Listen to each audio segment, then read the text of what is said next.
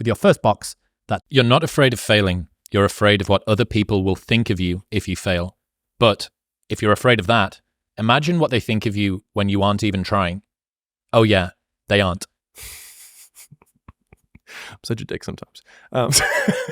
Is it strange to hear your like angry toilet tweets read back to you now in the cold, harsh light of day?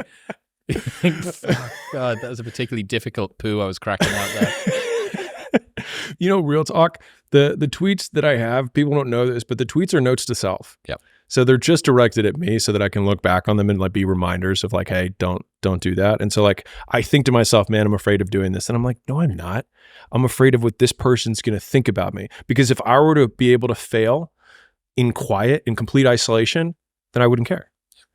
And then I think, well, what if I don't succeed in public? What do they think then?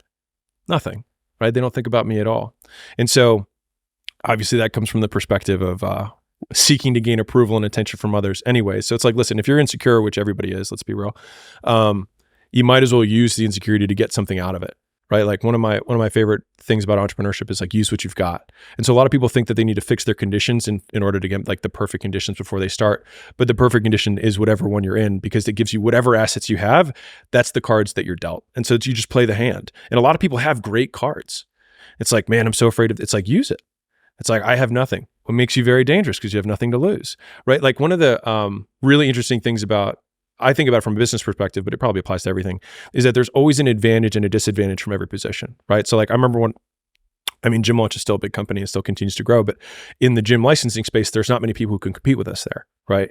And I would talk to guys who were in the space, I would talk, talking at a conference, whatever, and younger guys would be like, well, I want to be in this space too. And it's not fair because, you have this big advantage. And I was like, you have a way bigger advantage than I do. I was like, because if I were in your position, I would go to every single gym owner and be like, you don't want to be with Gym Launch. You don't want to be with Alex. You're just a number to him. Like, you're never going to talk to him. Like, you're just a cog in the wheel there. With me, you're going to get my personalized attention there.